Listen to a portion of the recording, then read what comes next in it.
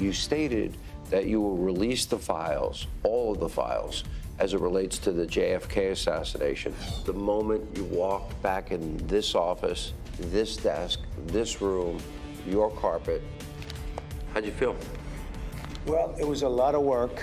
Do you believe that moment, people say to me, they see a change in you? Do you believe you changed? Is this, for example, increased your faith in God? Yes. All these people, the Biden family members, Joe Biden ran and said he would never do preemptive pardons. It was an issue that came up when you were leaving your first time. He thought, he heard that I was going to do it. I didn't want to do it. I was given the option. And welcome to Hannity, and buckle up for a very special show. After 4 long years, President Donald Trump is back where he belongs. He is in the Oval Office. Earlier, the president, he did welcome us into the White House for an exclusive first interview in front of the Resolute desk. Mr. President. Thank you. Welcome back. Thank you very much. Let's talk about the moment you walked back in this office, this desk, this room, your carpet. How'd you feel? Well, it was a lot of work. And as you know, I felt that we shouldn't have had to necessarily be here. Could have been done, a lot of work. Could have been, it would have been over. We wouldn't have inflation. We wouldn't have had the Afghanistan disaster. We wouldn't have October 7th with Israel, where so many people were killed. And you wouldn't have a Ukraine war going on. But with all that being said, I think it's bigger. It's bigger than if it were more traditional. Only the second time in history. Yeah. Somebody didn't have consecutive terms. Yeah. Well, they say it's historically bigger. I don't know about that. But I can say it showed us a couple of things. It showed us that the radical left, their philosophies and policies are horrible. They don't work. You look at crime, you look at what's gone on at the border, you look at what's going to happen, the crime that's going to happen. But I think we got there just in the nick of time. But we still have you covered better than anybody. We have terrorists in our country by the thousands. We have murderers in our country by the tens of thousands. We have numbers that came out, 11,000 people that murdered are now free and walking around in our country. And of them, I think 48%, they say, killed more than one person, and they're walking around. They came out of jails from other countries. And, you know, people, they've emptied their jails. I would, if I were the president or prime minister or something of another country, I'd empty my jails right into America, into the United States. Why not? And many of them did it. If you look at Venezuela, their crime rate is down now 78% because they took their street gangs and they moved them into the United States. And you're seeing that in Colorado and Los Angeles and other places. And we're going to take care of it. So did Biden really say to you when you came up to the front of the White House, welcome home? No, did somebody say that? I read it somewhere. I don't know. Maybe he did. I really don't know. So you left him a letter. It was funny with Peter Doocy, and Peter said, oh, Mr. President, did Joe Biden leave you a letter? He did leave you a letter. He did. And you had left him one, but you've never disclosed either one of them. Well, a lot of people now would be a great time. You know, it was interesting. A lot of people thought it was sort of like a setup with Peter Doocy and myself, and I have a lot of respect for Peter. But he just asked me a question about the letter. And then I remember that, you know, it's like a custom, you leave it right in the drawer of that beautiful desk right alongside of us. And so I opened it up, and I actually gave the letter to Peter. And did he got to read it? I guess. I haven't. You don't know if he read it? Yeah, I just sent it to him a little while ago. All right. Before we get into there's so much substance. You are inheriting a lot of problems, a lot of things that actually scare me. And I want to get to all of that, but I will get to all of that. All solvable problems, Tom. I agree. They're all solvable. Not easy. With time, effort, money, unfortunately, but they're all solvable problems. We can get our country back. But if we didn't win this race, I really believe our country would have been lost forever. Were there moments, I mean, when you think of what they threw at you, and I know you signed this declaration about no more weaponization, and we know that the preemptive pardons came up on Joe's way out, but you were facing a civil trial, a criminal trial, conviction, sentencing, Jack Smith, D.C., Florida, Fonnie Willis. I mean, you fought through all of that to get back right here in this office. What people don't know is over there's a little red button you push. You scare people. People think it's the nuclear button, but it's really, you know, something else. It's something you use it for a different purpose. But the question I have, it was, at any point, did you doubt you would be back here?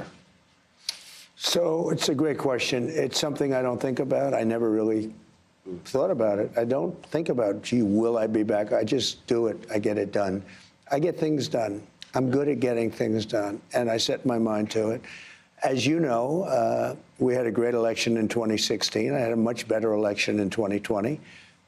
And if I didn't have that election, I wouldn't have run. If I thought that I didn't get the number of votes, and it was reported that I got almost 75 million votes, and that was their numbers. That wasn't the numbers. That was their numbers. That was more than anybody has gotten in history, any sitting president had ever gotten. And you lost. Had I gotten like 50 million, or 40 million, or 60 million, I would never have run. But that was like a poll. So, but I had a different attitude. Too big to rig. Poll came out just in the last 24 hours by Insider Advantage. That's Matt Towery. He nailed 2016, 2020, and 2024. Great pollster, as you know. Right. And he gave you a 56% approval rating.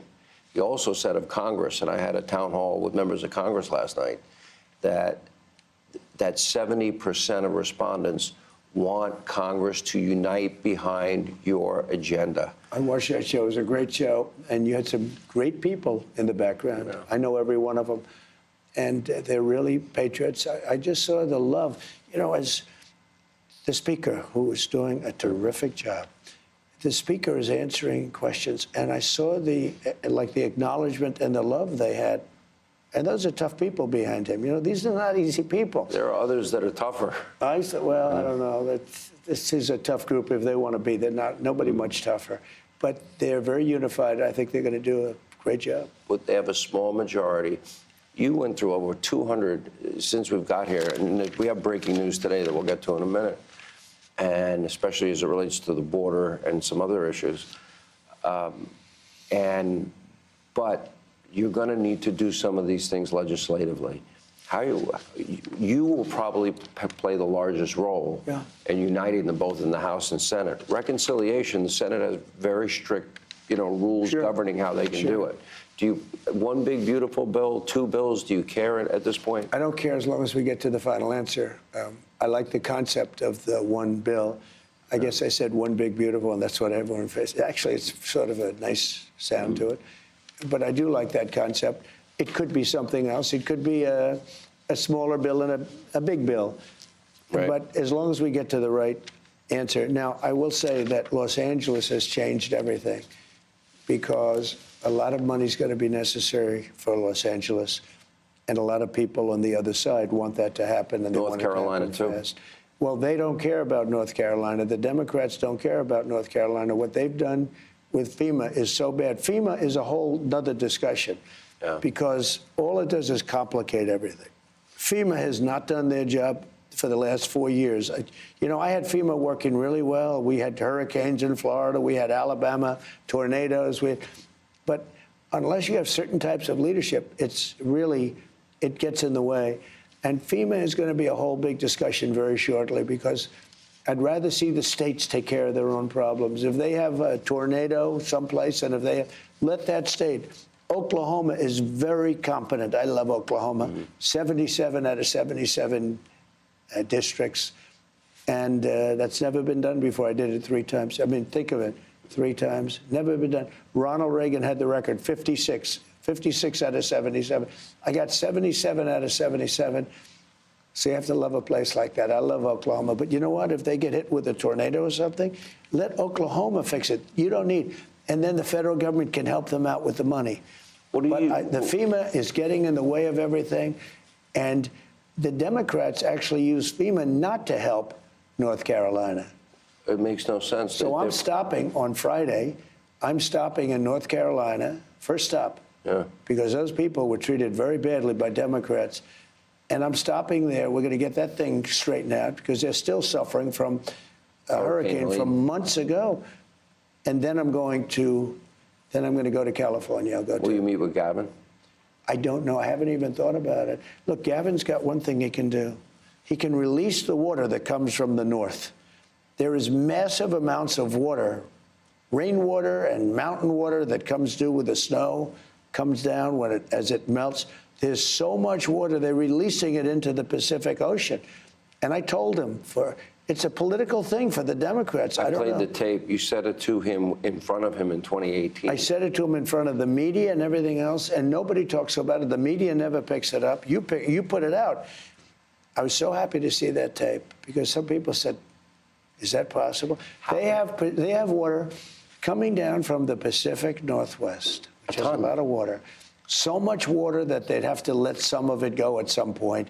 They don't need reservoirs. They don't need any. They're spending all this money on these reservoirs, and they're fake reservoirs. You know, But the reservoirs were empty. The hydrants didn't work, and they're not practicing the science of forestry, which is... The sprinklers didn't work in the homes because they had no water. Think of it. We have sprinklers. Think of it with no water. They didn't have any water. The fire hydrants, yeah, believe it, hard to believe. The place has sprinklers. It's nice. But you don't want to lose this office. By the way, how do you like it? Well, I'm glad. It's great to be back. I'm not going to lie. You know, I've had the biggest people in the world come here. Yeah. And they come into the Oval Office, and they just look, and they want time to look. They're looking around. George Washington, Honest Abe. One day, maybe we can do a tour. We had a conversation, and maybe I shouldn't disclose this, but I will. And it was after the 2020 election. And you asked me a question, and we've known each other for 30 years, so we have a friendship and we have a professional relationship.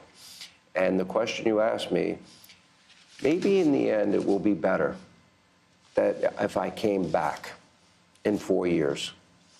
And we talked about history. After World War II, Winston Churchill was thrown out, but they brought him back.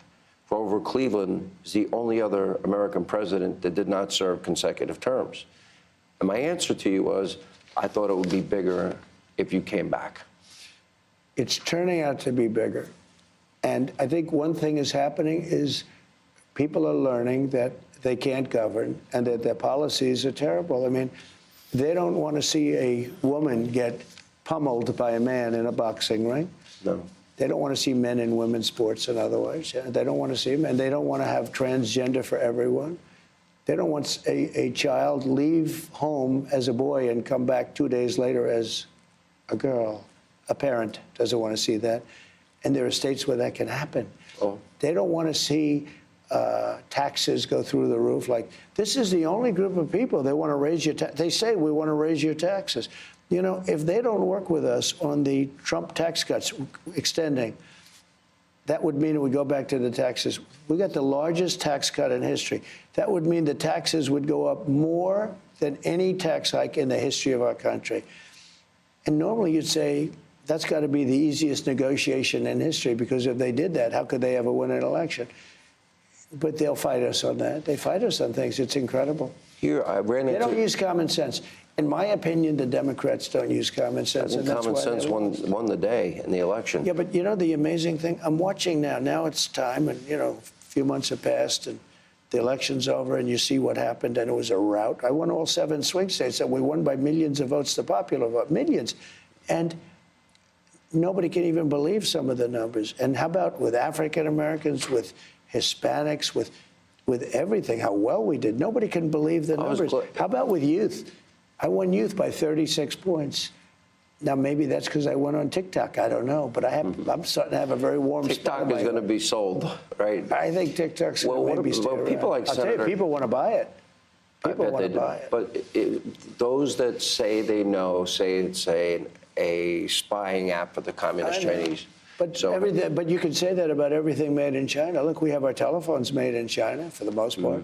We have so many things made in China. So why don't they mention that? You know, Let me get to some The interesting issues. thing with TikTok, though, is you're dealing with a lot of young people. So They love it. Is it that important for China to be spying on young people, on young kids watching crazy videos and things? I don't want China spying on anybody. No, but they make your telephones and they make your computers and they make a lot of other things. Isn't that a bigger threat? I'm sure that'll be part of your discussions with President Xi, which I'm going to talk about in a moment. Let me go to the border. We do have breaking news today. I ran into Tom Homan as I was walking in today. Right. And so far, 308 total arrests, 296 detainees, and the first deployment of military assets to the U.S. border. The deployment includes active duty troops in the National Guard. Right. And here's my biggest fear and concern beyond the Iranian assassination squads is we now know 14 million. We don't know how many gotaways. We don't know the total number. But we have known terrorists in our country. Mm-hmm. We have known murderers, rapists. We have violent criminals, cartel members, gang members. Now, I would imagine if you came from Iran and Syria and Egypt and Afghanistan and Russia and China and Venezuela, you didn't come here because you want a better life for your children. I would imagine those known terrorists are planning an attack on our homeland. At a moment's notice, you're going to be in this desk, maybe sitting at this desk or maybe up in the residence, and they're going to call you down in the Situation Room because our homeland is under attack.